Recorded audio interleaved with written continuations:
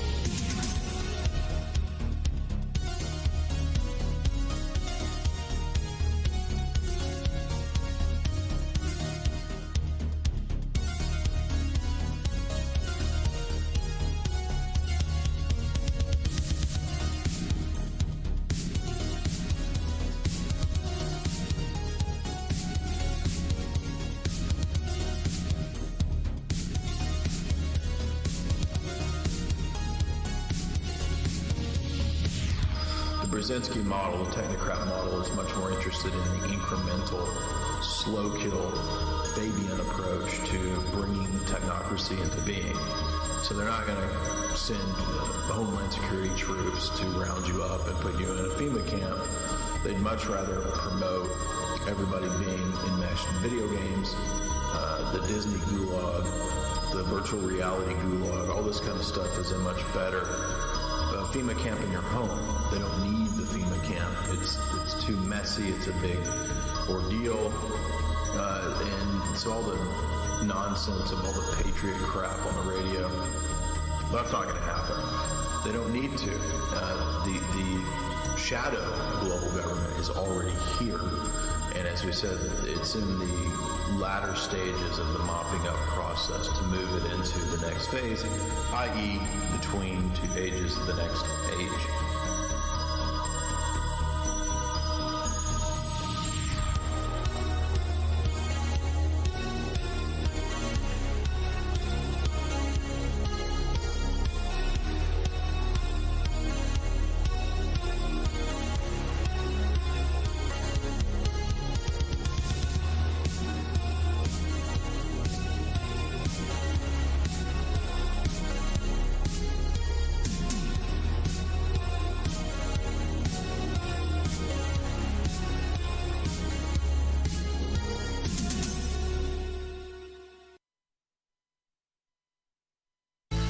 Once you have atheism, there's not really any foundation. Anything can come and go.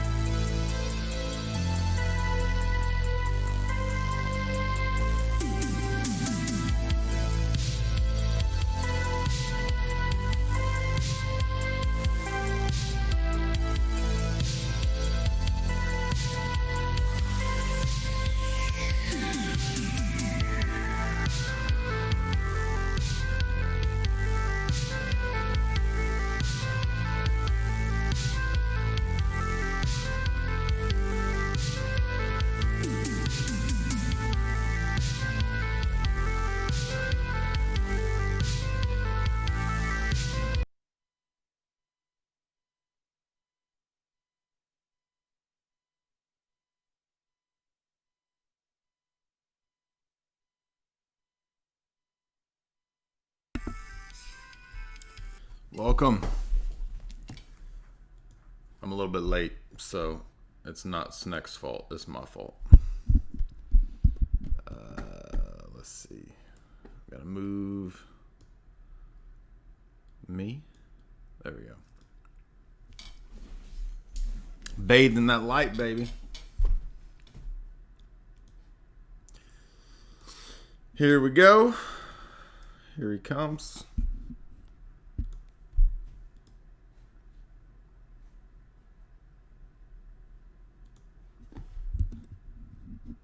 Almost. He's almost here.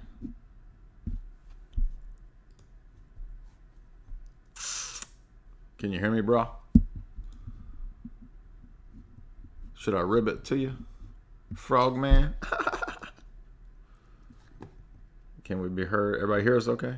Everybody hear me? I don't know if he's used... He may not have used Skype yet. There we go. Can you hear me? We're almost there. Hello? Hello? Yeah, perfect. Yes. How you doing, man? I'm doing all right. Can you speak up a little bit? Okay, is that any better? Yeah, much better. Okay, yeah. All right, welcome everybody. We've got our ortho bro from France holding it down. He's the French. I was trying to come up with something clever and I couldn't. He's the master French apologist. How's that? And he joins us tonight to cover idols, icons, iconoclasm. What's up? Hello. Happy to be here once again. Absolutely. And yeah, tonight we're going to cover a big topic. There's a huge history, huge theological ramifications, iconoclasm.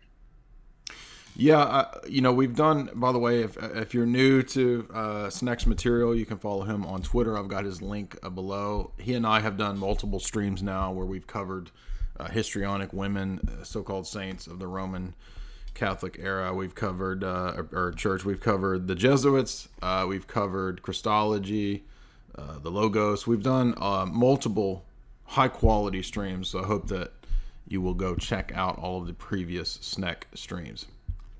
I don't know why these messages keep getting deleted. I'm sorry about that. I didn't mean to delete that message there. Not a verse. Tonight we're going to talk about iconoclasm. Snek has done a lot of research in and covering new historical material. He's really good at digging out this just really obscure historic stuff. He's the master of that. I have an old essay that I did just kind of defending iconography from the Bible, so I'm going to touch on some of that, and we're also going to get into the heresy and motivations of iconoclasm, where it comes from.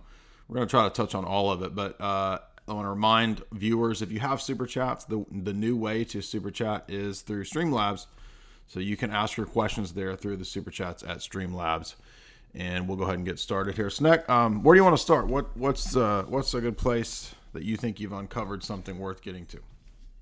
I think we should start from the beginning, from biblical times, and actually we should start in Genesis, because the first occurrence of the idea of the icon, the image, is intrinsically linked to Genesis, to creation, and to the fact that our God is a creator God.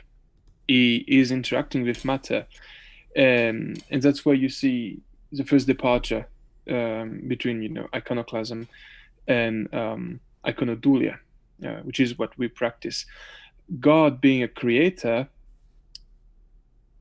is him interacting with matter, so matter cannot be intrinsically bad, as many Gnostics believe, and that's why you'll see that the Gnostics will actually believe that matter was created by a demiurge or something like this, and therefore all matter is bad, and that's why they're also iconoclastic to an extent. But in Genesis, you can already see interaction and in the creation of Adam, specifically.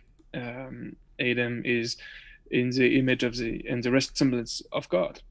So you already have the term icon present here. So from the beginning, iconoclasm wasn't really a thing in Judean times and things like this, because you have this idea of God interacting with man, and you can see it all throughout the Bible. So obviously idols are bad. We don't like idols, and idols, according to the Bible, are gods that we made by ourselves, false gods. Yeah. It can be ideas, and it can also be statues or anything. Oftentimes they're referred to as being gods of metal, wood, and so on. So you have the first distinction, and that's where many people would solely take the Bible, would say, oh, any graven image, any painting and so on, it's already an insult to God, and we cannot allow this. But if you look a little bit further in the Bible, we will see that God actually allows worship in a physical sense. Is the Temple of David, perfect example. The tabernacle as well, full of imagery, full of engravings, sculptures of angels and so on. The Ark of the Covenant as well. You can see it in Exodus as well, with the brazen snake, a serpent, and you can also see it a bit later on in Book of Daniel, chapter 5. So you have any comments on this before I go a little bit further? Just to lay out that right away at the beginning, the notion of man in the garden, and by the way, this is another reason why Genesis and creation is important, is that we have to maintain the doctrine of man as an icon of God, image. The word is icon. Man is an icon of God. That's what it means to be made in the image and likeness of God. In the teaching of the Church Fathers, the image is what man possesses in terms of his reason and his faculties and all that. And then the likeness is the presence of the Holy Spirit, the deifying power, the uncreated energies that man possessed and then lost when he fell. So for the fathers, image and likeness go together. And when Adam fell, he lost the likeness, the theosis. So that has to be regained. And that's why we are told that Christ comes as the establishment of that icon, of that image, of man as the type to prototype, right? God being the archetype, and then man as prototype. So that will be a consistent philosophical train of argumentation that St. John Damascus and St. Theodore the Studite will use in their defense of iconographic theology. But you're absolutely right to go back to the garden, that the beginning of the rejection of man as made in the image of God is actually inspired by Satan, and it's the original attack on icons. Absolutely, it's satanic in its origin. Yeah, correct. So we've already established that icons are present. These images are not idols, and they're present in the space of worship. But now the question is, we venerate icons. And where can we find that in the Bible? And I think Daniel chapter 5 is an excellent example, because so it's after Nebuchadnezzar takes over Jerusalem, and Nebuchadnezzar celebrates his victory with the vases of the temple, and he desecrates them. And for this, he gets killed a bit later on by God. And how does he desecrate the vases? He desecrates them by using them in a profane manner and praying to false gods, idols of wood, metal, and so on with it.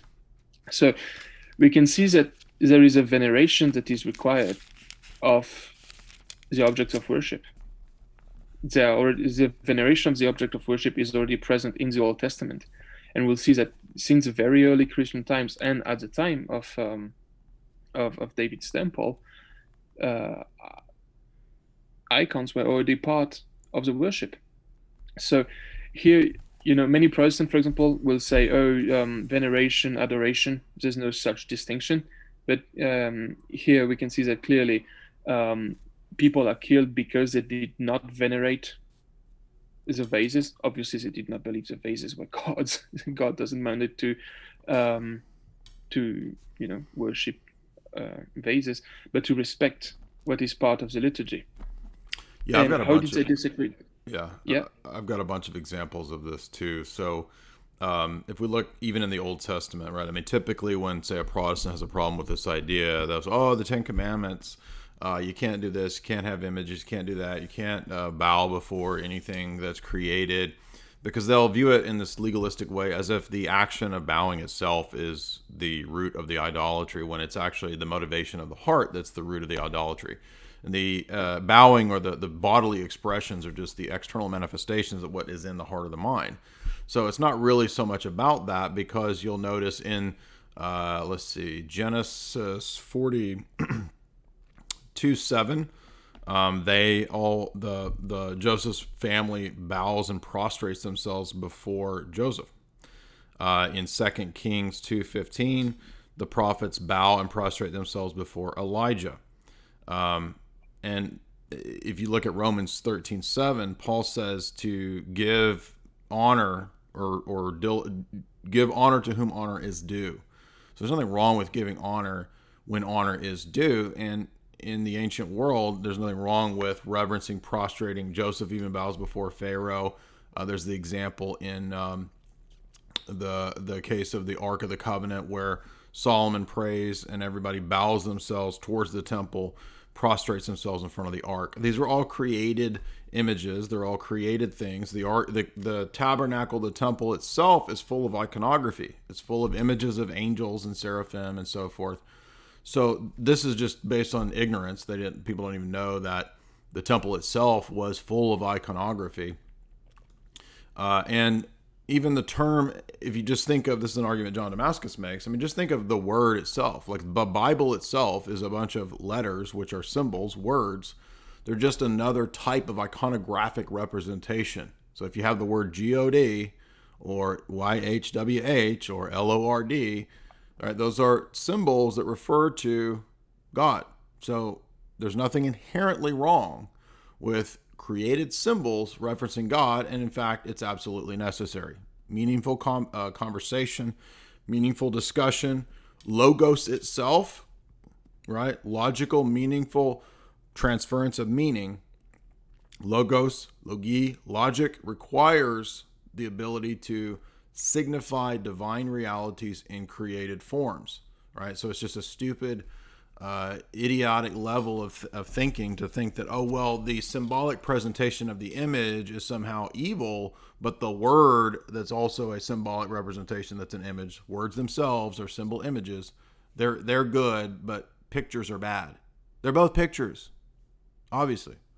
Yeah, that's why Genesis is important, because if you have a God that interacts with creation, there's already some level of an incarnational principle, or at least for us to understand it.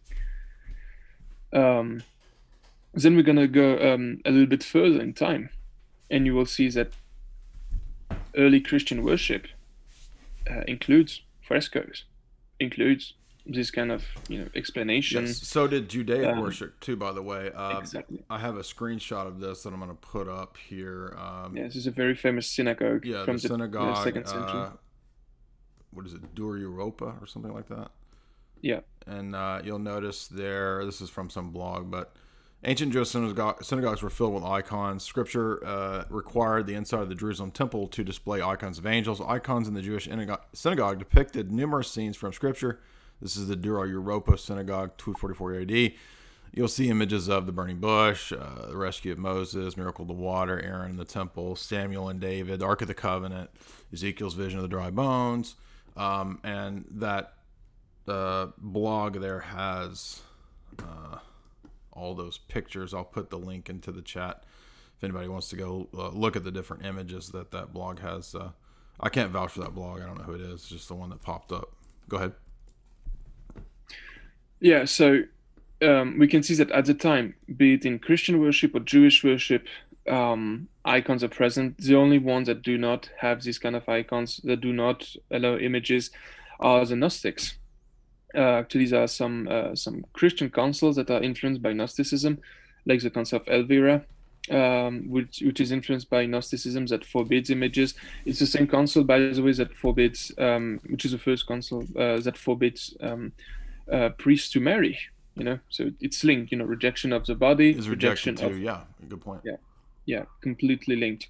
So at the time, today, Jewish worship is more iconoclastic. We'll see why, but at the time it did not exist. So if you look at the traditions, there is a clear continuation from Genesis to Exodus to the time of Christ to early Christian period to what we do today.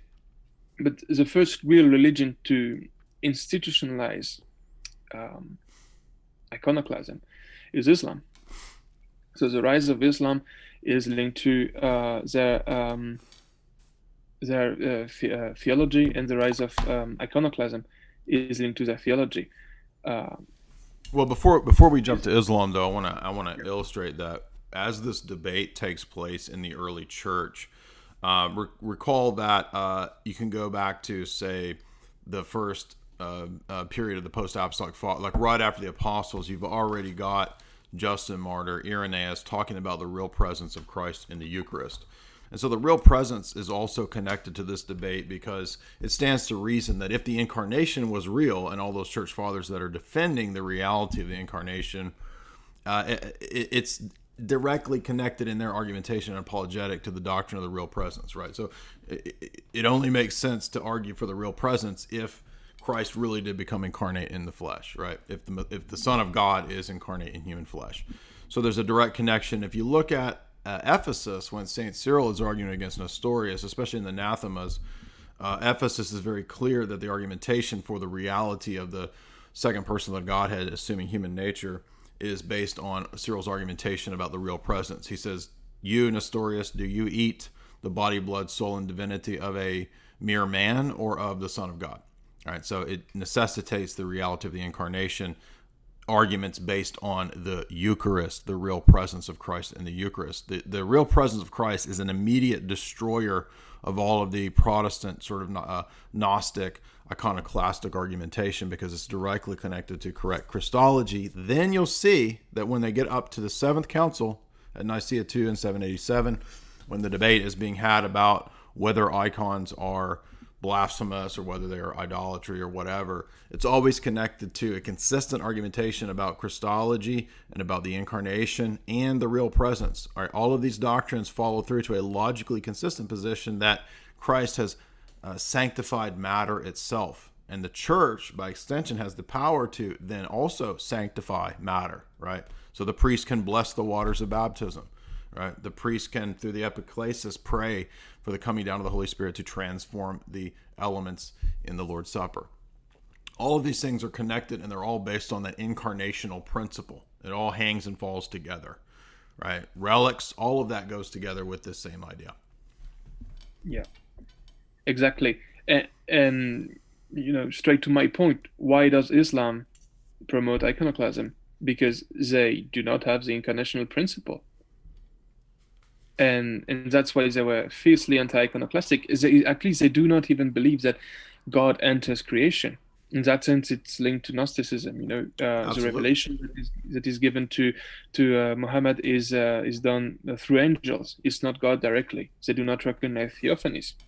So then you've got the first shift, the first real religion that institutionalizes iconoclasm.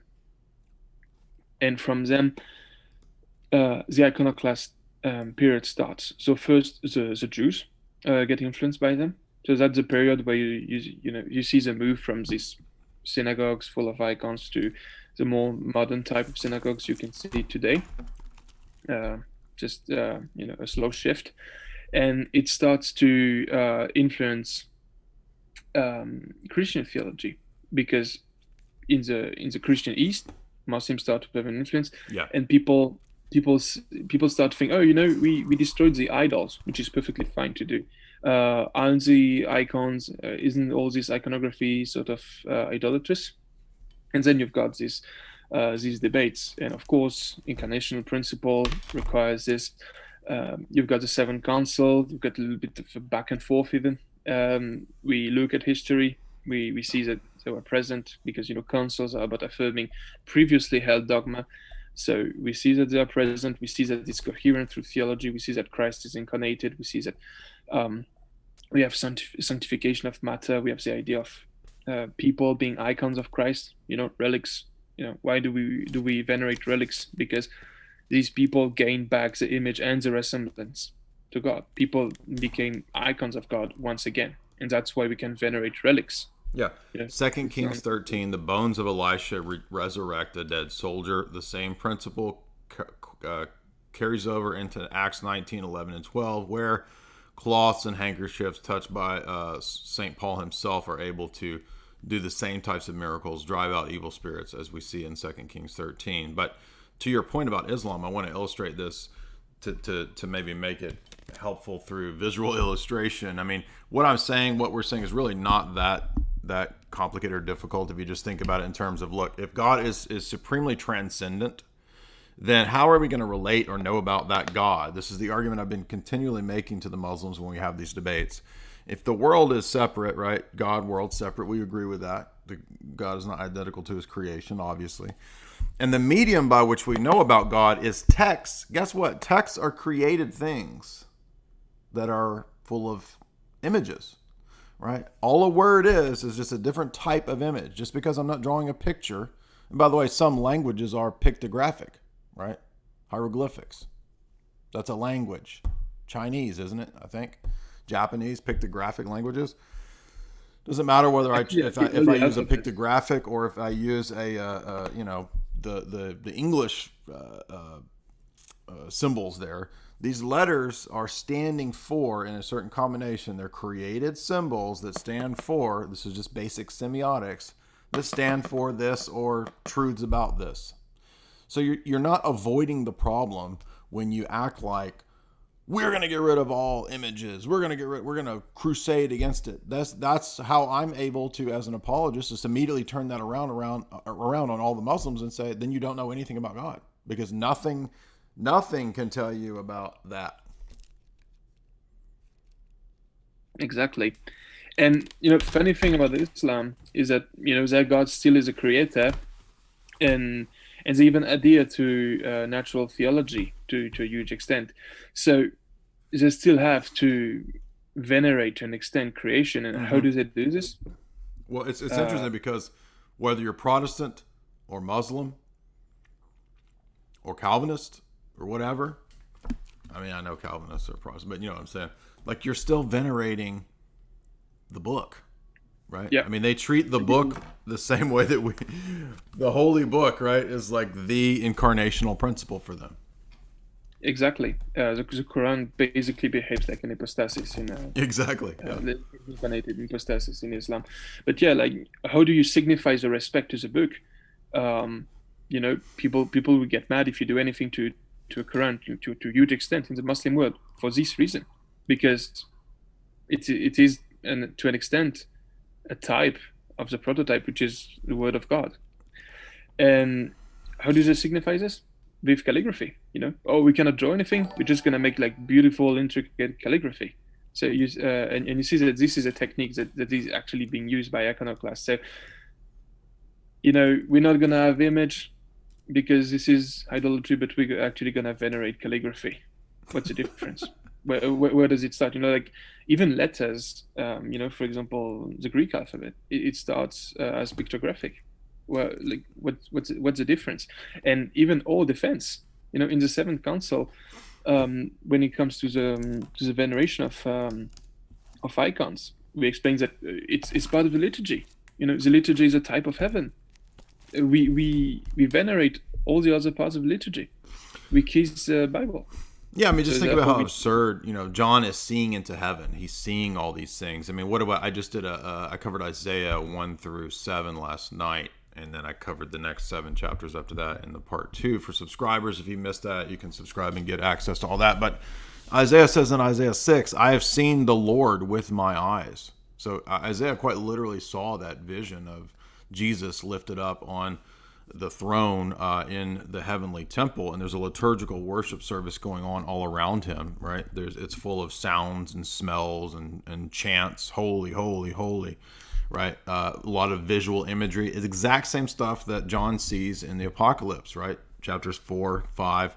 He sees this liturgical worship going on in heaven. He sees saints underneath the altar interceding for, praying for vengeance for the church on earth, offering up incense, right? That's why we do what we do. We're doing the worship that John sees on earth. It's the same service. Yeah, correct. So again, you're going to have some level anyway of veneration for things. That's why iconoclasm is not consistent eternally. Unless you believe that like literally everything on earth is bad, including your text, and you don't know anything. Yeah, so, it's really arbitrary, and they have to. The only thing the Calvinists will say things like, "Well, you can't make up a worship service because of the regulative principle." So they'll point to like texts in Leviticus where Nadab and Abihu basically did their own little incense thing, and God burned them up. And they'll say, see, the regulative principle of worship, that means that you can't worship in a way other than God has ordained. The problem with that argument is that guess how David organized the worship of Israel. If you read my essay that I did on tradition in the Bible, you'll see that David did it on the basis of tradition. David was not given all of the ways that the choir and the services were to be conducted. He did it on the basis of a tradition that he knew about. And guess what, Calvinists? I can turn that regulative principle argument right back on you and point out that you're correct. You have to worship the way that the church lays down. And that's already been laid down by tradition, by the apostles, because they established churches that developed their worship service by apostolic authority on the basis of the temple and the synagogue services of that time. So therefore, the regulative principle means you have to obey the Orthodox liturgy, and you don't. So by your own argument, you are Nadab and Abihu Calvinist. Yeah. So, yeah, this Muslim influence causes what is called the iconoclastic period in the East. And people will often focus on the East, saying that, it's strictly a Byzantine thing. And of course, it was more violent in the Byzantine Empire than anywhere else, but it touched the entirety of Christendom. So the Seventh Council lays down, the Seventh Council explain, yes, we can venerate because it's a type. We can venerate because the glory of the given to the type will go back to the prototype. We can venerate because icons, statues were allowed before, not a problem. And we can venerate because we need to give respect to the objects of worship, the objects that are used in the liturgy. So it explains all this, and it sets out real rules. For example, the Seventh Council appeals to a canon of the Trullo Council. And by the way, it's very funny because Trullo Council is now rejected by the papacy, but the Pope was very happy to use this canon and to declare at this. The time, yeah, exactly. Yeah, but this canon says we need to give real images, and that's where you have the idea of communication between the type and the prototype. But we need to represent Christ as real images, and we know that in the past there were icons of Christ where he was depicted as a lamb. And this is now forbidden because Christ took on humanity, Christ took on human flesh. And this is very interesting in the current context, because many people will try to make, Chinese Jesus or Rasta Jesus or Rasta whatever they want. Rasta Jesus, man. Yeah, to what prototype does this, Rasta Jesus type will give glory to? To none. Like, there's no Rasta Jesus in heaven. So yeah, like we need to, and that's why we have the first iconographic canons that are really being put into place in the Seventh Council. But the problem is, the Seventh Council wasn't fully accepted in the West. Right, and so we covered on that last stream where we had Charlemagne basically rejecting it. Yeah, so the Frankish Church actually fought against it. We have people like Theodulf of Orleans, which is a Roman Catholic saint who was iconoclastic, but still wanted some icons in his personal chapel. At his chapel, yeah. Yeah, but what's very funny is how did Theodulf mark his iconoclasm? The same way the Muslims did. He actually commissioned very ornate Bibles with, the pages dyed in purple, which was the most precious pigment at the time, the most precious color of the kings, with very ornate calligraphy in letters of gold. So you see the same stratagems that the Muslims had to resort to, the Franks in the iconoclasm had to resort to. We have the idea also of increased symbolism, just using the cross. That's why you have specific worship around the cross that appear. And a full-on rejection of the theology of the Seventh Council. Mm-hmm. Because the idea of the Seventh Council is, as St. John of Damascus puts it, we do not worship, we do not venerate wood. and paint. Like if my icon is broken, if I cannot see anything, if it does not represent the type any longer, I can burn it. It's the idea that it is the image and not the matter. Because if the matter had anything to do in the worship and not the image, then we would actually focus on matter, and that would be like paganism. And actually, that's an argument that Theodore uses. He says that we ought not to worship these images, but we ought to worship to venerate these images, but we ought to venerate matter that is venerable. And that's where you see many new relics being made in the West, because they want to venerate something that is material and not iconographic. So you have new relics, you have increased veneration of relics. This will give rise to some other kind of worship. For example, Eucharistic worship. We do not have this because we believe that Christ told us to eat his flesh and drink his blood. But what happened in the Roman Catholic Church later on is that because of these ideas, because the Seventh Council wasn't really fully understood, right? They started to say, since the Eucharist is fully the body of Christ, then it has the essence of God, and we can worship the essence.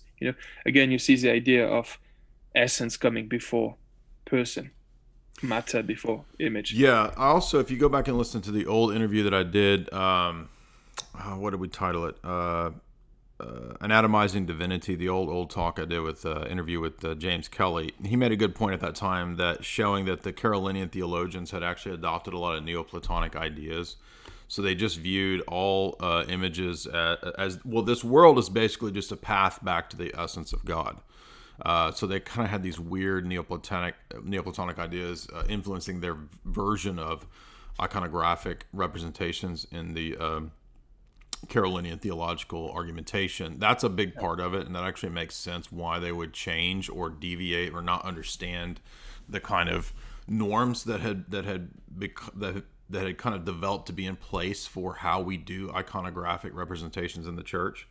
So Byzantium had developed this very well, not out of like arbitrary speculation, but on the basis of philosophic and logical principles, right? If you read On the Divine Images by St. John Damascus, or if you read St. Theodore Studite's book, these are the arguments that will make up the argumentation of the Seventh Council.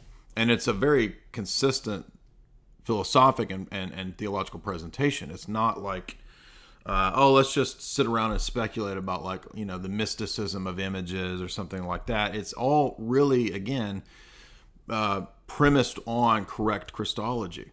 All of the theology, whether it's the sacraments, or whether it's ecclesiology, or whether it's iconography, or whether it's anthropology, it all flows from the Triad and Christology. These are two ironclad starting points for orthodoxy that are different, that make it unique. That's why the councils hammered out triadology and Christology first. And then, by extension, the other doctrines that kind of flow from that. But to Snek's point, it's not by accident that at the beginning of this Carolinian period, that's when you start to see the deviations, not just in pictographic or images, but also the imagery and statuary. Statuary starts to come in. You also see changes in the liturgy. This is when infants no longer begin to partake of paedo communion. You start to have the banning of infants from the table. You start to have these other weird practices enter in liturgically that the later Byzantine lists would reject in the West. But just to sum up real quick, there's a couple points I didn't mention. If you're looking for a biblical presentation, remember 1 Kings 6. This tells us about all of the variations of imagery in the temple. Numbers 21. This is the serpent lifted up on a pole. If it was always wrong to have imagery, why did God direct the Israelites to look at the serpent on a pole, which Jesus says in John 3 was a type of the cross? Paul says in Colossians 2:13-15 that the cross itself has power to despoil the principalities, demons, and powers that had control of us through the vices and the passions. Colossians 1:15, Jesus is the icon, I-K-O-N in the Greek, of God, the direct representation. Remember, Jesus says no man has seen God at any time. But everybody who in the Old Testament saw the Word, right? The word of the Lord came to Isaiah. I saw the Lord. Who's he seeing? He's seeing Christ. Paul, 2 Corinthians 3, argues that Moses saw Christ face to face. So if you can't see the Father, but you saw God, who did you see? You saw the angel of the covenant, the angel of the Lord, the messenger of the covenant, the face of God, who is Christ himself, according to Paul. John 5, this is an overlooked one, and I'm pointing this out because this same principle applies to locations and buildings, right? Protestants, oh, what are you talking about? A temple, right? We just have a strip mall, dude. My pastor threw up a strip mall in 5 days in a big metal building. That's the church. No, dude, that's not the church. Strip malls are not churches. Churches still exist as holy places, and the New Testament still acknowledges locations, sites, places as holy. John 5, the pool of Siloam, a site where an angel comes down and stirs the pool and people are healed there. That's a holy place. Yeah. 2 Peter 1, 16 to 18. Peter calls the mountain of transfiguration the holy mountain, where he saw Christ transfigured with Moses and Elijah. So places in the New Testament, buildings, matter, can still be holy. Holy water. All of these things still exist. Just because it was something that you thought was in the Old Testament. Oh, we're in the spiritual New Testament now. It's not physical. Not true. That's gnostic. And then lastly, again, Apocalypse 4 and 5, when John sees into heaven, he sees all of this liturgical worship, all of the sights, smells, and bells that we think are in the liturgy on earth. It's the same liturgy. It's not two different things, right? Jesus brought heaven to earth in the first advent. Yeah, exactly. You know, it's not because the body of Christ is in temple that we cannot all be the temple as well. You know, yeah, we believe it's a good point. It's not either or; it's both and. Yeah, and that doesn't mean that we cannot have temples. You know, churches are still, is still the same layout as a temple. It's a bit ludicrous to create dialectic here. It is a dialectic. Yeah, it's a good point. Yeah, I don't want to cut you off. You're making great points. So just real quick, a couple. Now the Protestants will love to say, "Oh, but Epiphanius." First of all, there's an argument to be made that the writings attributed to Epiphanius are forgeries. But even if they're not, so what? This is the game that Protestants play, where they just pick out a single church father. Oh, look, Jerome says that he lists the canon that we have, and then Jerome turns around and talks about tradition, talks about bishops, talks about the Eucharist. Oh, none of that, right? So they just play this kind of pick and choose game out of the church fathers, right? But nobody actually follows any single church father, whether you're Protestant, Roman Catholic, or Orthodox. Nobody has the position that you just randomly pick one to follow. Well, unless you just randomly decide that Augustine is the one that you're supposed to follow. I don't know. Some people do that, but no, they're just following that idea of just picking an individual when, for example, Jerome says in Against Reparium, he says, we do not worship matter. We do not adore, he says, the non-adoramus for fear that we should bow down to a creature rather than the creator, but rather we do venerate, honoramos in the Latin, the relics of the martyrs in order to adore him whose martyrs they are. St. Cyril of Alexandria says, we do not consider the martyrs to be gods, nor do we bow down to them adoringly as if they were gods, but only relatively and in reverence out of latria, he says. That's against Julian by St. Cyril of Alexandria. Likewise, Augustine says the same thing. We celebrate the memory of the martyrs with ritual solemnity because we want to be inspired by their example. We want to share in their merits and be helped by their prayers. We erect no altars to any of the martyrs themselves, nor even in the martyrs' burial chapels are we honoring the martyrs, but rather them in themselves, but rather Christ. And then he goes on to say multiple times the same thing. He says that in City of God and in many of his works. So, that's against Faustus the Manichaean, where Augustine says that. So, Augustine has that distinction. St. Jerome has that distinction. St. Cyril of Alexandria has that distinction. And they didn't just make that up. It's based on the arguments that I was just pointing out in Scripture, that it's okay to venerate a ruler, to bow before a ruler. It's okay to venerate the ark, the temple, to bow, prostrate. All these things occur without it being idolatry. Go ahead. Yeah, and so I wanted to stress out the difference, with the West. For example, you mentioned statuary. Statuary are perfectly fine in the Orthodox sense, but statuary taking precedence over icons, again, that's the idea of the physical matter being more important than the image as is, and that's again, this pagan understandings that we are to worship something that is ultimately material, and that's where we are to look, not like to look directly at the essence. Again, you see essentialism. We do not have this. We have the essence energy distinction. We believe that icons to an extent are a representation of the type of heaven, and as such are venerable. Yeah, I mean, the argumentation, for example, in St. Theodore the Studite, if you read his On the Holy Images, on the Holy Icons, he premises the argument on the nature-person distinction and the essence-energy distinction, right? We're not signifying the essence of God by the icon. We're signifying the hypostasis that's revealed energetically. Yeah, and that's where I'm going to comment on the icons. Everybody knows the halo and the icon, and that's what it represents. So the background of the icon is usually golden, and you've got this golden halo around the head.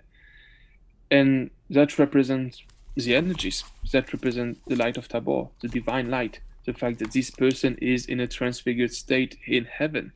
That's what it represents. That's why we have this. So even what we represent in icons, and this is before the schism, because you can see halos and every sort of icons from every denomination.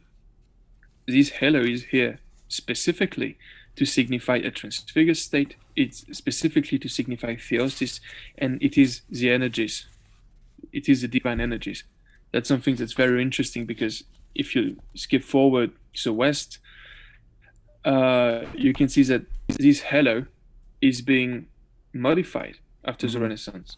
Well, yeah, naturally it would be modified if you believe in absolute divine simplicity and you don't recognize the reality of the distinction between nature and person. You're no longer imaging the hypostasis or the particular person of the Son. You begin to see all of reality as just images of the prototypes in the essence of God, right? I mean, the Western view of divine exemplarism then conditions their view of iconography, because Augustine taught the Western view of exemplarism. He didn't recognize the essence energy distinction, so he said that reality itself, all of reality, is patterned on the divine ideas, the exemplars in the essence of God. So ultimately everything is just an icon of the essence of God.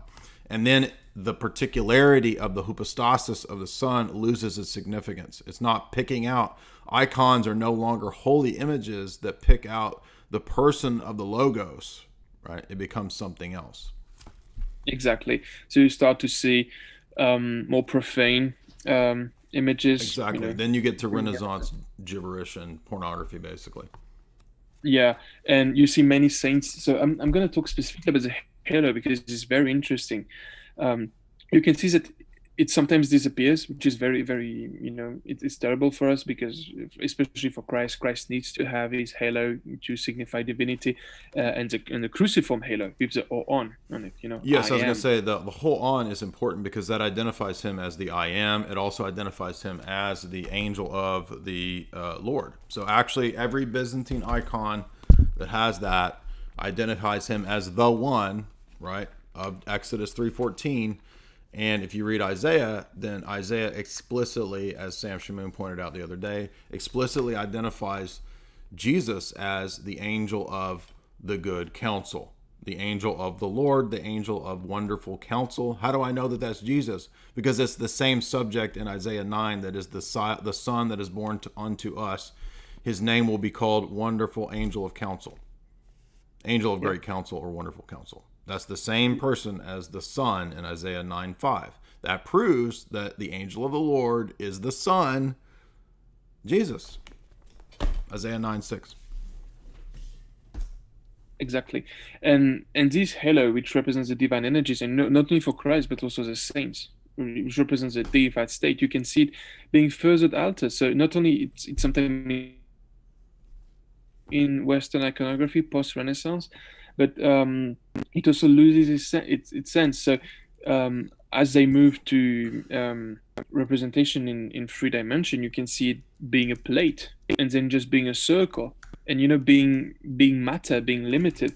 Whereas you can see that our understanding of iconography, especially the more realistic types of icons we can have, always depicted as ray. Like it's either just a circle in the more simplistic type, or rays. But by doing this, you can see also an understanding of created grace, because this halo that signifies grace, no longer is this rayon light, radiant light. It's just circles, plates.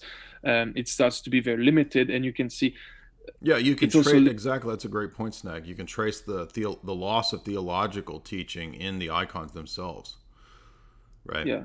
So that gold that's painted there, the halo, that is supposed to signify transfiguration, the uncreated divine light in our realm. And you notice there above Christ's head, what does it say? Ho on, right?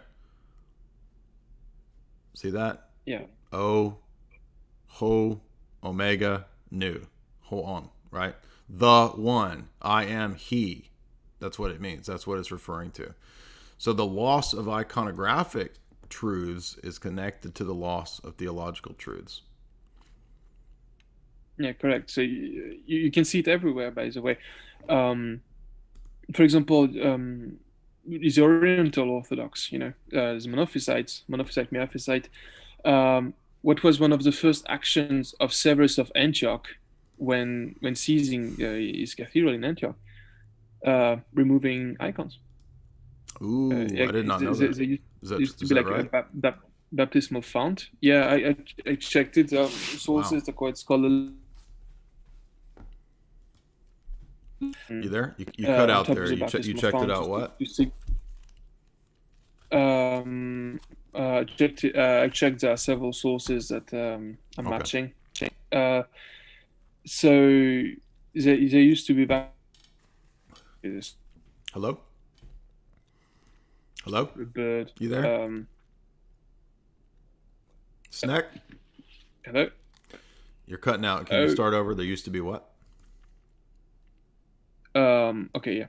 There used to be a bird to signify the Holy Spirit, to signify the theophany of Christ. Right. And the first thing that he did was remove it, melt it down, just like idols. Now, we got some people in the chat trying to say Severus was not an iconoclast. So do you have I'm not saying you're wrong, but do you have a source on that?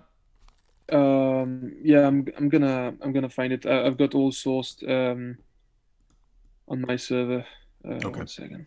By the way, so Snek's server is listed there. His Discord is in the show description if you want to go in there, or you can come to my server and we can hash it out there if you want to do that. But go ahead. I didn't mean to cut you off. All right. Yeah, I'm gonna send the source. I have it right now. Okay. But by the way, this is actually a recurrent problem in the Oriental Orthodox Church. It is. Yeah, I mean they have problems with maintaining their iconographic tradition even now. Yeah. Okay. So I'm gonna go on this one. Actually, they had an iconoclastic patriarch in the 19th century, Cyril the Sixth or the Fourth. I think the Sixth. No, yeah, Cyril the Fourth. Cyril the Fourth actually burned down icons. So that was in the 19th century. That's very new. So they lost a lot of their patrimony to Islam. And yeah, this was like the last nail on the coffin. And today you can see that the tradition of iconography in the Coptic Church, sadly, was recreated from nothing. So after they destroyed their patrimony, it was the first time of inter-Christian meetings, and they got help from the Catholics in re-establishing iconographic tradition.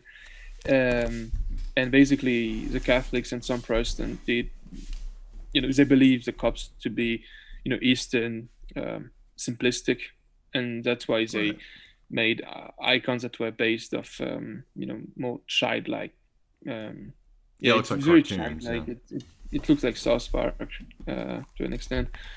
So yeah, that's why it is as it is right now. but there has been constant problem because of Christological problems as well.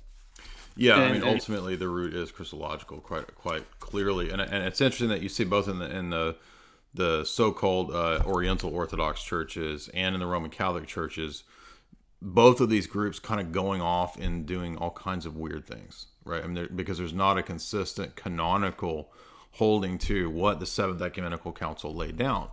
And if you don't know, the Seventh Ecumenical Council did not just say, we have icons, okay? For Roman Catholics, I don't know if you know this, but the council actually produced an entire series of anathemas called the Synodicon of Orthodoxy. If you're in a Russian Orthodox church or more traditional Orthodox church, they will actually read all of the anathemas and maybe even some spicy little new ones like Metropolitan Seraphim and Piraeus does. So I'll put in the link in the chat there, the link to the full Synodicon of Orthodoxy, which is part of the liturgy. It's actually read out in the liturgy. Most of the time, if you're at a liturgy where the bishop is present, they'll do kind of the full thing. You can go to Ortho Christian, or you can look on YouTube and you can hear the full anathemas being read out. And this is interesting because the anathemas anathematize Hellenism, Platonism, Aristotelianism, Origenism. All of these heresies are read in the anathemas, and yet what do we have? Clowns today who want to resurrect all of these silly heresies. Now, a lot of the trads and people like this have tried to call out us as Hellenists and Neoplatonists. No, actually, we condemn Neoplatonism in the Synodicon, and it's you guys that have adopted the Neoplatonic doctrine of statuary and images. Yeah. So again, we're the only church that maintain something consistent. There were problems with the errors.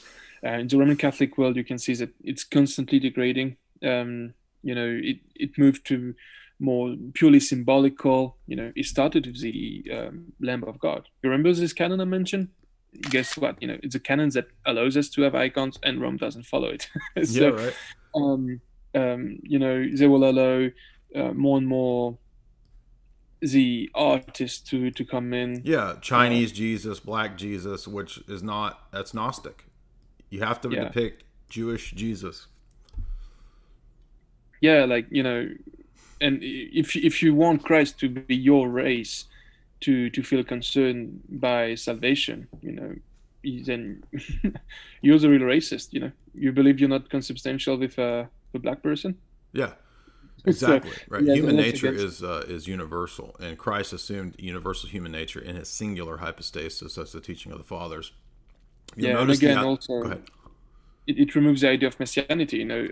The Messiah is specifically a son of David. Yeah, he has to fulfill the prophecies of the Old Testament, namely that the root of David, right? This is Isaiah 11. I just read it last night.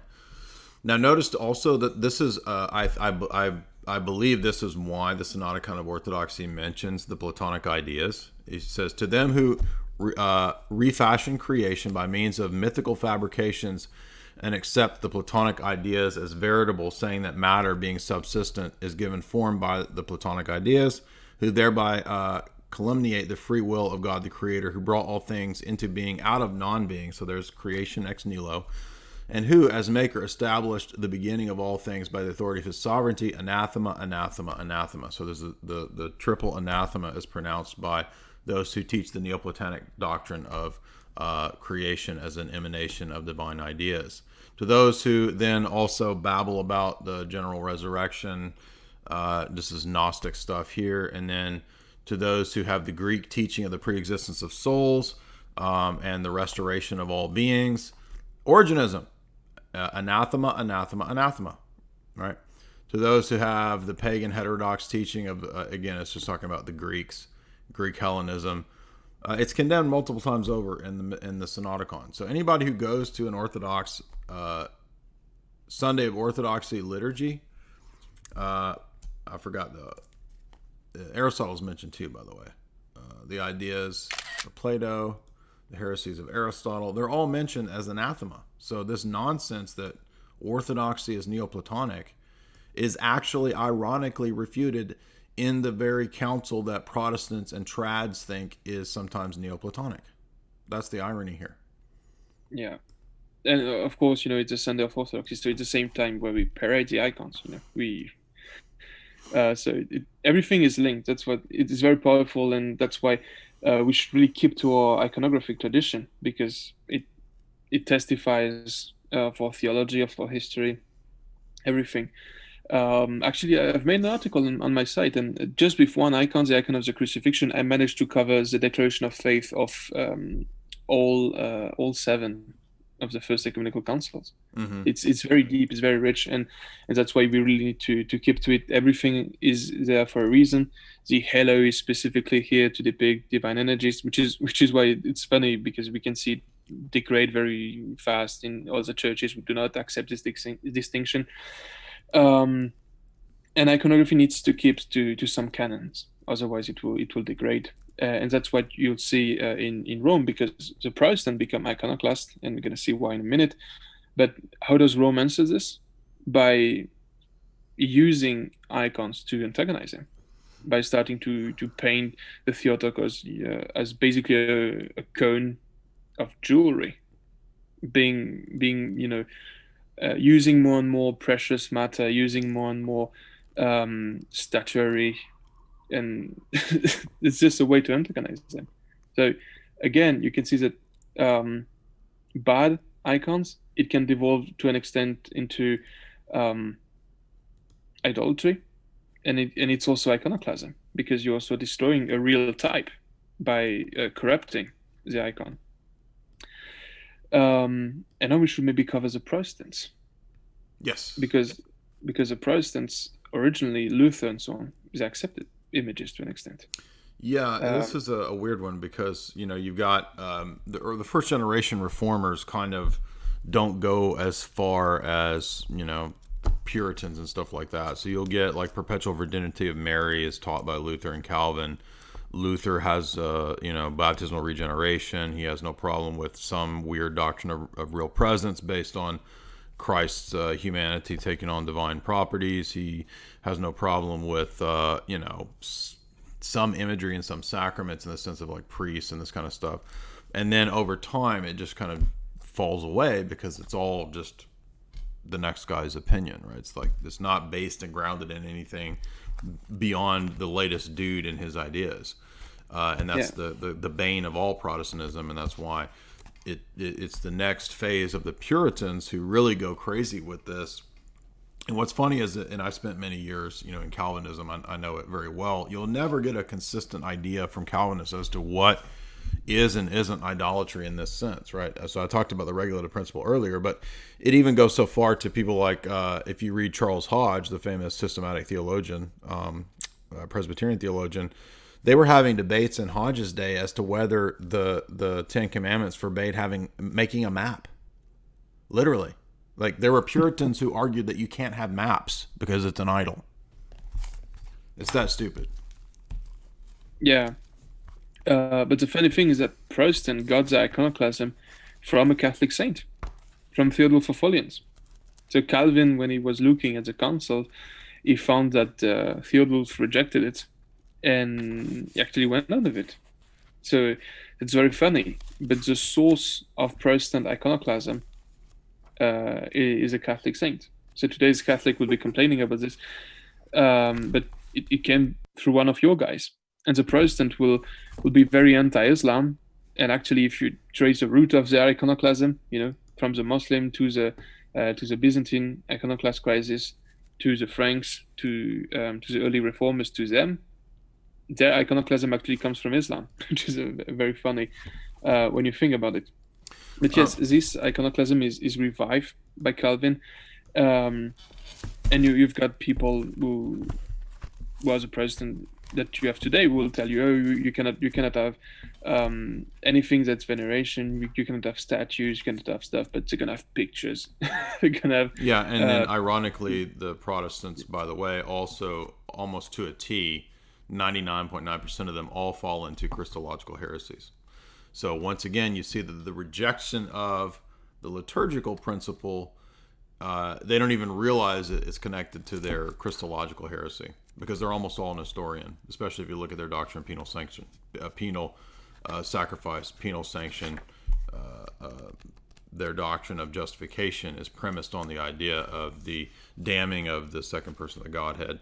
So that leads them to the Nestorian doctrine to maintain their justification doctrine, and then everything else. Christology is just an afterthought to Calvinism. They don't even know what you're talking about when you get into it. Yeah, that's a funny thing. Ultimately, the consistency of the Orthodox iconographic tradition is literally an icon of our theology. Exactly. Which hasn't deviated. And that's why it's very important. That's why we kiss the icons. That's why we have no problem venerating them. That's why they're very important in our worship.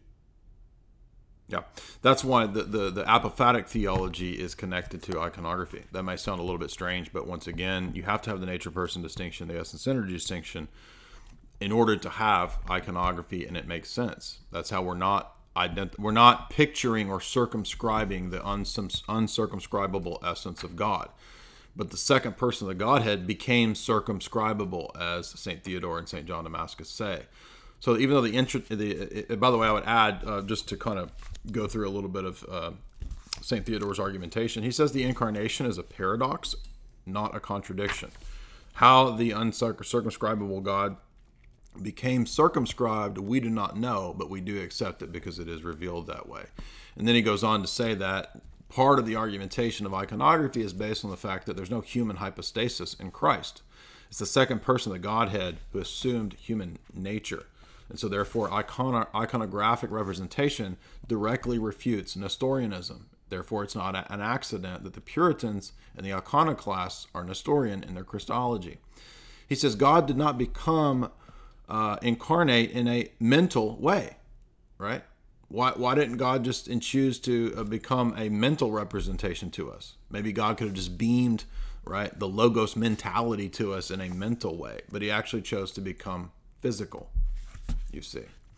Next, St. Theodore argues the real presence. He says the real presence itself presupposes that it is biblical to iconographically represent Christ, because Christ chose to icon himself, you could say, in an incarnate state. He says that when we look at the cross, it burns the devils in exorcisms, right? By the way, where are the Calvinist exorcists? There aren't any. There never have been, because they don't have power. They don't have the authority of the church because they aren't the church. Next, he says that one of the reasons that we can know this is true is that the tradition of the church has always held this. Right. Tradition is another strong argument. Next, he goes on to refuting them from Scripture. He does a bunch of argumentation that I did, that you saw me do from. In fact, I think I wrote that article a long time ago, 10 years ago, on the basis of this writing, of this work. I highly recommend this. I don't know if it's still available, but you can get it on Amazon, or it's the St. Vlad's edition of St. Theodore the Studite. But this should refute anything like that. We see texts even. There's one I forgot, Wisdom 6, 5, and 6, which is applied to honoring the emperor. Right? I think Wisdom 6, 5, and 6 talks about honoring the emperor. And I think it uses the Greek word doulia. What else? I'm just breezing through this to see if there's any other good. He argues that it's pretty much the universal teaching of the fathers and the councils. So if you reject imagery and icons, by extension, you're also going to reject relics, and you're also going to reject the reality of grace in the sacraments. And guess what? That's what the Calvinists do. Yeah, our whole doctrine of deification. What are relics? Relics are part of a person who became an icon, a part of a person who became deified, like truly deified. So it's also fully linked to divine energies. We do not venerate someone who was deified by an angel, by a creature. We venerate a person who truly became the icon of God through God and his divine energies. Yep. He also argues that Christ can be circumscribed as an individual because he became an individual in terms of his human nature. Although he assumed human nature in general, he says, he became singular in terms of his historic incarnate state. This human nature did not have its existence in a self-subsisting, circumscribed person, as if there was a hypostasis apart from the Word. The Word is the only hypostasis, but has its existence in the humanity has its existence in the hypostasis of the Word, which is what, of course, I've always said. If there is, however, a second person, if because a second person is not admitted in the hypostasis of Christ, the iconoclast should say that the hypostasis is therefore uncircumscribable in respect to its humanity, they must necessarily say that there is one nature of the Word compounded from two natures, and therefore uncircumscribed, because the property of one of the two natures has been eliminated, which is to fall into the heresy of the Apollinarians. So in other words, it's removing the full humanity of Christ to say that Christ cannot be circumscribed or pictured or imaged. Because if he's fully man, he can be circumscribed. Yeah, correct.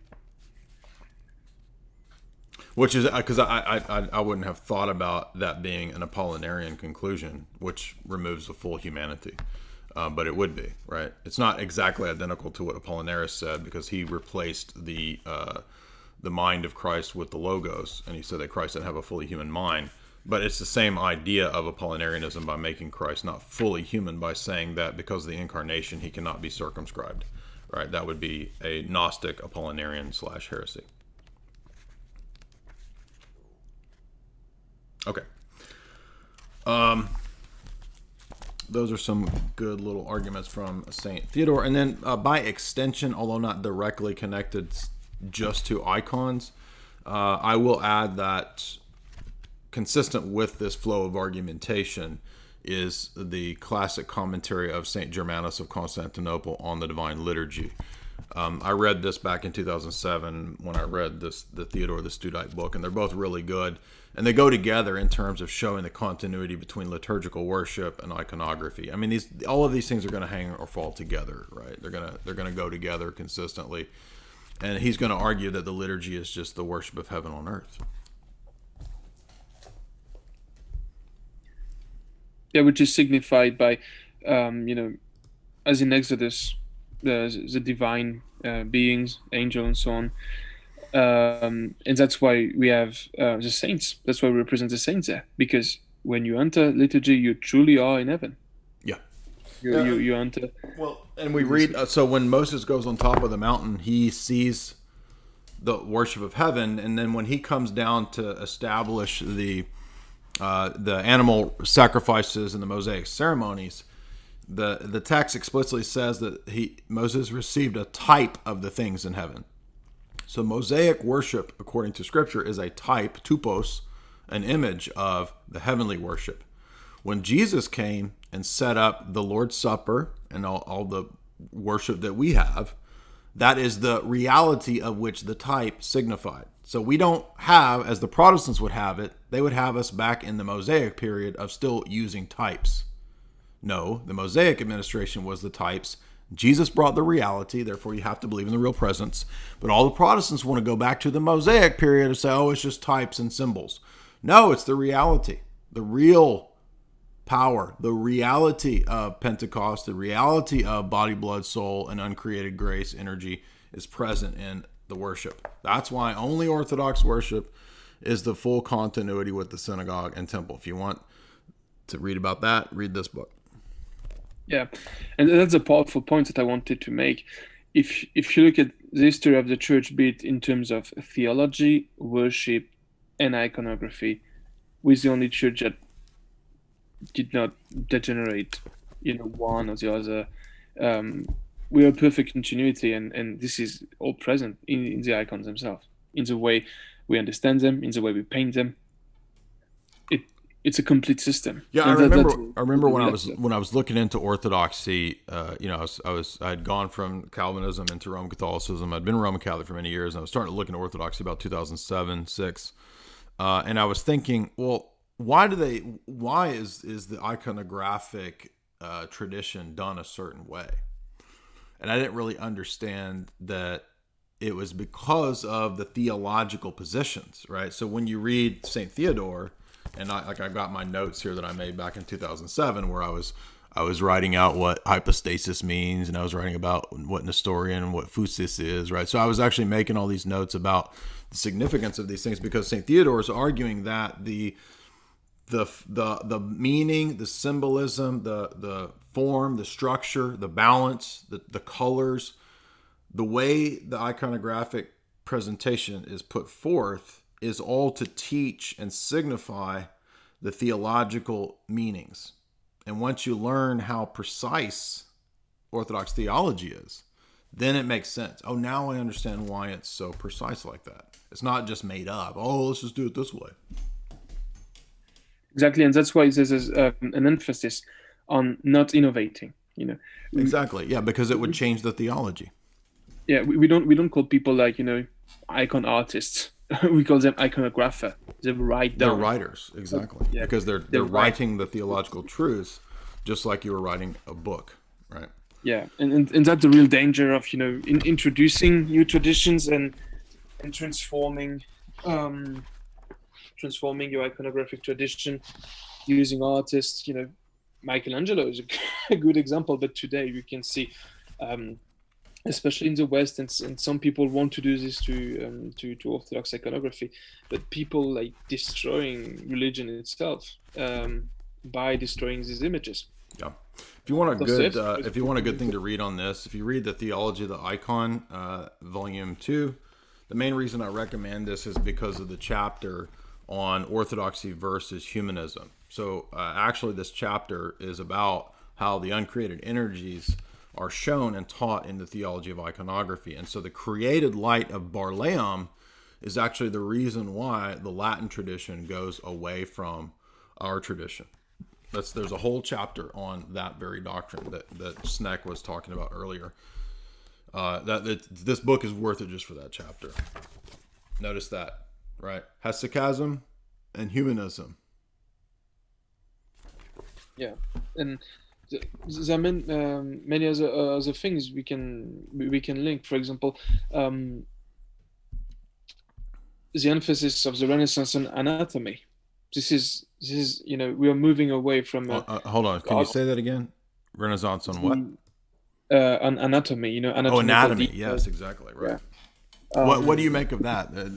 Flesh that out some more. That's a good thing. Yeah, I hadn't thought about that. Yeah, we're moving away from this, God-centric worship. Like, why do we have a veneration of icons? It's because these people are saints, because in heaven, what's very important. So now we're like worshiping the form of the body. Is that what you're saying? So you have the form of the body, you have humanism, the halo starts to disappear, and I think there's a painting of Christ's death, Christ in his tomb, that was commented by Dostoevsky, and he said this picture could turn anybody into an atheist. Oh, yeah, okay, I see. Yeah, I mean, fully defeated, Christ fully defeated, in that sense, like really represented as a carrion. And I remember Dostoevsky was commenting on this painting, saying, "You're gonna have atheism." No, that's why you have atheism, because you took man, and you worship with humanism man alone, and your iconography is showing it, and since man is mortal, you're going to turn to atheism.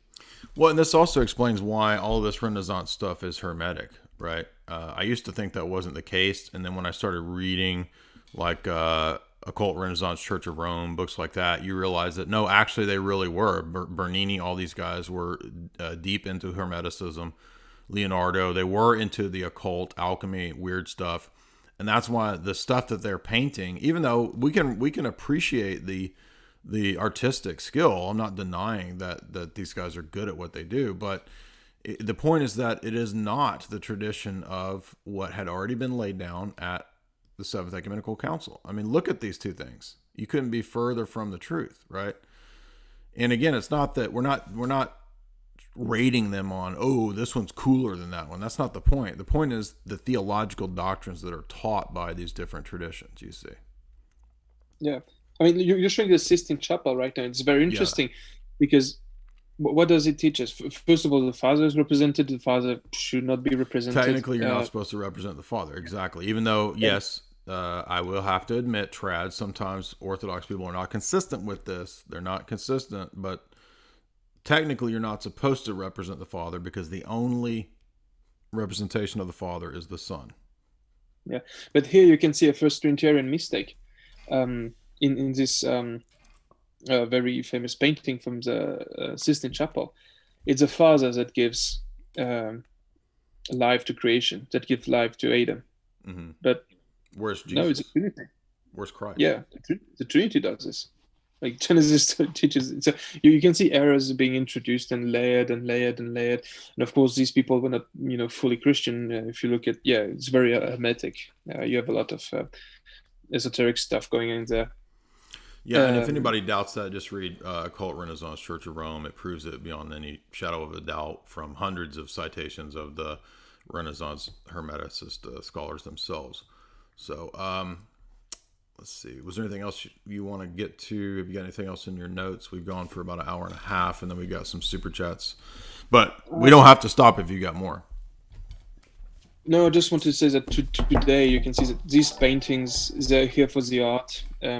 People do not, they're no longer object of veneration. The theology is lost, and that's why sometimes it will shock Westerners and even Catholic, when they say, "Oh, you're kissing icons." It's weird. It's ironically they will think that it's idolatrous because of all these degradations they've lost this tradition, and that's very sad because it's part of the Seventh Council, and you cannot bring the Seventh Council against the Protestant to then not respect it yourself.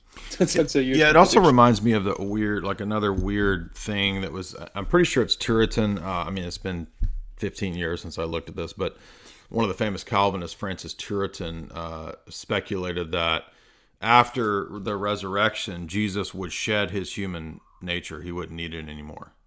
Well, that's just more Gnosticism, more proof that Protestantism, Calvinism, and Puritanism especially are Gnosticism, because the whole point of the Incarnation was that he would take on human nature and that he would always and forever be incarnate. That's one of the amazing mysteries of the Incarnation, is that God will for all eternity be man, right? The second person of the Godhead will forever and all eternity be man. He will never shed his humanity like it was some kind of snakeskin or some nonsense like this. But I'm pretty sure a Puritan speculator said that. Maybe even Jonathan Edwards or somebody else in the Calvinist tradition said something like that. But the point is that you're only saying that because you're Gnostic, and they don't believe, as if you read the Panagiotis Nellis book on deification, the whole first chapter is dedicated to showing that the Incarnation was always the plan. The Incarnation is not a plan B based on the fall. The Incarnation was always the plan. Creation itself presupposes the Incarnation. And that's unique to Orthodox theology, by the way. Yeah, correct. Yeah, pretty good. We've covered the whole history of it. We've covered the theology of it. Gave examples. Yeah, I'm pretty satisfied with this stream. Yeah, we can close on this and go to the super chats. All right.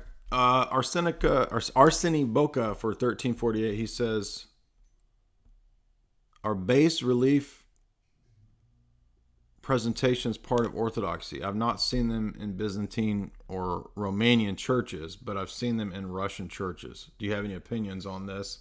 They seem to be classical, Hellenic, and Catholic to me.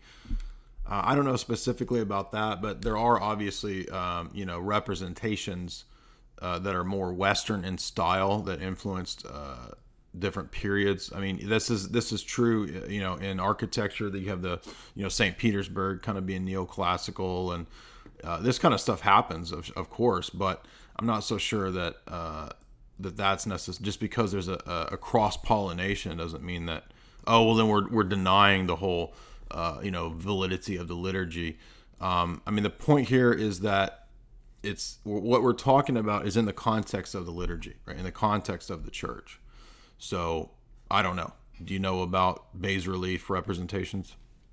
Okay, so we do have icons, but that doesn't mean we cannot have other sort of representation. We can have statuary. Actually, the canons that condemn statues, it doesn't condemn statues per se. It just says do outside not make the church. new ones. You can have us. Yeah. I could put a statue of St. Paul right here. So what? But in terms of liturgical worship, it's very precise. Is the point?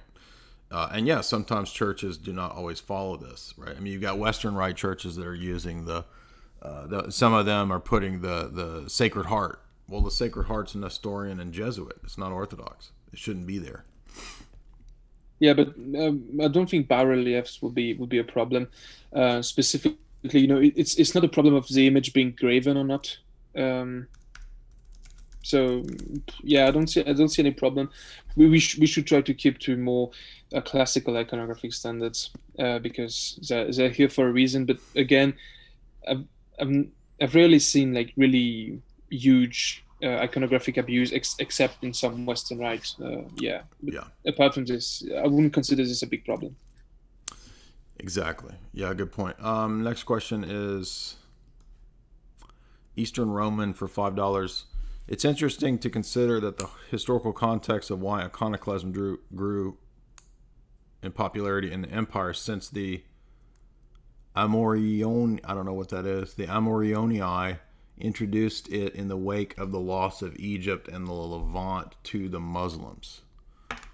I don't know about that. People thought at the time that they were being punished, that Islam was a scourge of God, which, by the way, some people hold today, and it there is a typology of the apocalypse and Antichrist in Muhammad.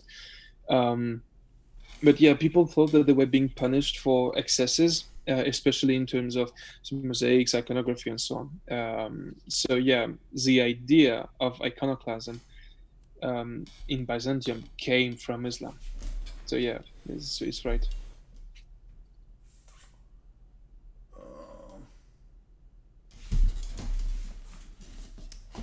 So, Eastern Roman says, sorry, my bad. It was the Asaurioi. It was the Amorioi were after the Asaurioi. It's a dynasty. Jeremy Milford donates $30, and he says, Calvinists will cite Irenaeus critiquing the Gnostic corpocration usage of images in Against Heresies 125:6. Well, first of all, again, if you read book 3 of Irenaeus and book 4, he's not a Calvinist, so he believes in apostolic succession, he believes in tradition, he believes in the Deuterocanon, he believes in the real presence of Christ, he believes in a succession of bishops. So they're picking and choosing, obviously, as they always do. But the point is not that all images, the point is whatever corpocration images were being used. I mean, a lot of these sects worship the serpent, so we'd have to see exactly what image the corpocrations were using. Go ahead. I'm going to look at that quote and see what he says.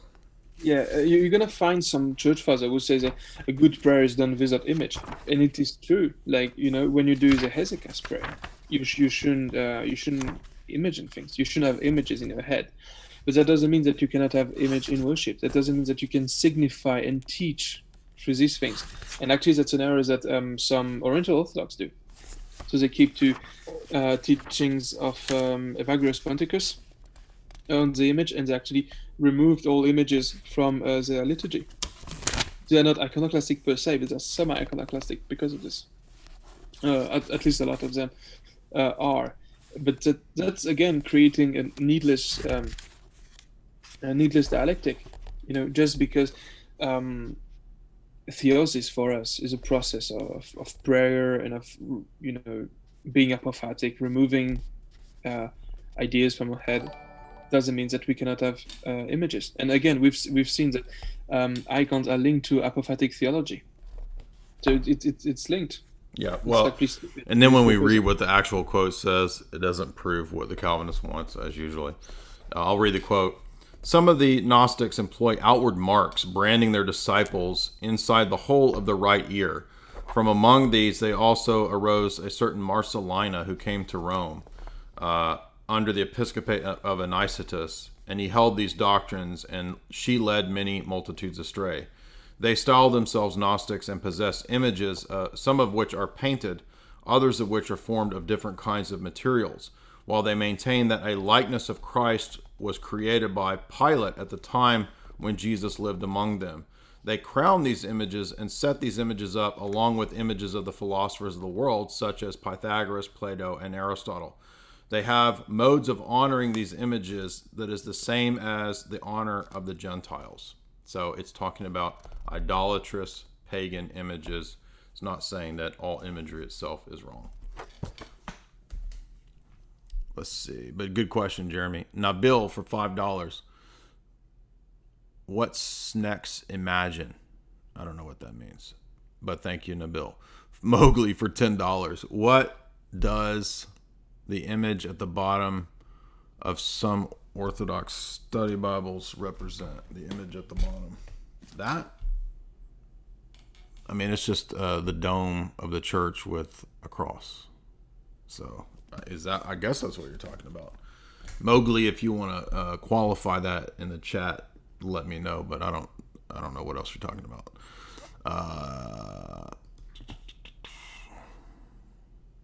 Okay, it says at the spine of the Orthodox study Bible. It's just a church with a dome of a church. That's it. Is it the logo of Ancient Faith Radio? It might be their logo, or is it just a dome? I don't even know what the logo is. Anyway, it's not a mystic esoteric symbol. I don't know.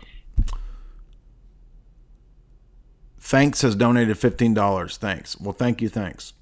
Livia Floria, $3. The Renaissance was funded by international bank elite families such as the Medicis, who flourished in Italy around the center of international finance at the time. Yes, that is true. I have read multiple books that cover that, and I think it's also covered in Occult Renaissance Church of Rome. That is correct. Memaphobe, $5. Do you have any thoughts on the teraphim mentioned many times in the Old Testament? It just means statue. And what? Because David had a teraphim, for example. When he snuck out and he put a teraphim under the sheets, he did the whole cartoon teenager trick of like putting a statue under the sheet so it looks like somebody's asleep. That's all teraphim means. But it also could be a statue used in pagan worship. So, but just having a statue, there's nothing wrong with that. David had a teraphim. It wasn't an idol. What does that tell us about changes in what was acceptable in the early biblical era? Well, if you listen to the whole talk, nothing changed. That was the whole point of this talk, is that we have a consistent iconographic presentation. There was no images in the Old Testament. Now you can use images. That's simply not true. I mean, the temple is full of images. William, do you have anything to say on that, Snek? No, I mean, we've proven that point by point from Old Testament Bible, New Testament, Apostolic times to today. William Bergen, $10. Snek and Jay, I am newly illumined here. Welcome. Many years. Is anti-Marianism connected to iconoclasm? Yes. So even though it might not be directly connected to it, the consistent presentation, as we said, of theosis, real presence of Christ, liturgy, all of these things kind of go together. So the very idea of the Theotokos being raised to the status of the highest of God's creatures, Queen of Heaven in Apocalypse 12, it would pretty necessarily be connected to iconoclasm. And as we said, iconoclasm is just kind of another denial of the incarnation. So when you deny the incarnation in the Orthodox sense, you get these weird deviations and these weird sects and these weird views that also will have heterodox views in other areas of their theology. So naturally they're going to, prefer Nestorian ideas of who Mary is, right? Nestorius says she's Christotokos, not Theotokos. Yeah, exactly. Like icons are a signifier of the incarnational principle, and the Theotokos is, the ultimate incarnational principle. Yeah, she is the new Ark of the Covenant. Exactly. Yeah. And so if you don't believe in that incarnational principle, you're not going to believe in theosis. You're not going to believe that individual humans can become living arks of the covenant. Yeah, and the Christology is going to be messed up. So yeah, the Christology is going to be all screwed up. All right, I don't see any more super chats. Thank you guys. That was a lot of fun. Be sure and follow Snek on his. He has a pretty hype Twitter. He's always riling up some people. He's fun to follow on Twitter. He's got an Instagram as well. And if you want to get into our Discord or his Discord, you can follow that as well in the links. You can also join my website. Anything you want to promote, Snek? No, it's mostly in French. We're gonna start some new things. So the Discord is mostly in French, but we've got like good archives, a good library, and we're gonna start to do some fundraising soon for monasteries, for ascetes that are being set up in France. So we're gonna keep you posted on that. But yeah, it's growing. Actually, it's now the biggest Christian server in France because. The Triads and the Concilia just cancelled one another. So yeah, right now it's the biggest Christian server in France. And yes, and we possess the biggest Orthodox Christian server. Snek's in there as well, so he's got the biggest French Orthodox server. So you said the biggest Christian or biggest French Christian? Christian. Oh wow. Okay, so yeah, a lot of converts being made through his, and by God's grace, a lot of converts in ours as well. So. If you want to join the Discord, just follow my Twitter, and periodically I will post invites for debate or whatever people want to do to come to the Twitter. I mean, to the Discord. Yeah, and it's on my Twitter bio. Okay, awesome. All right, everybody have a good night.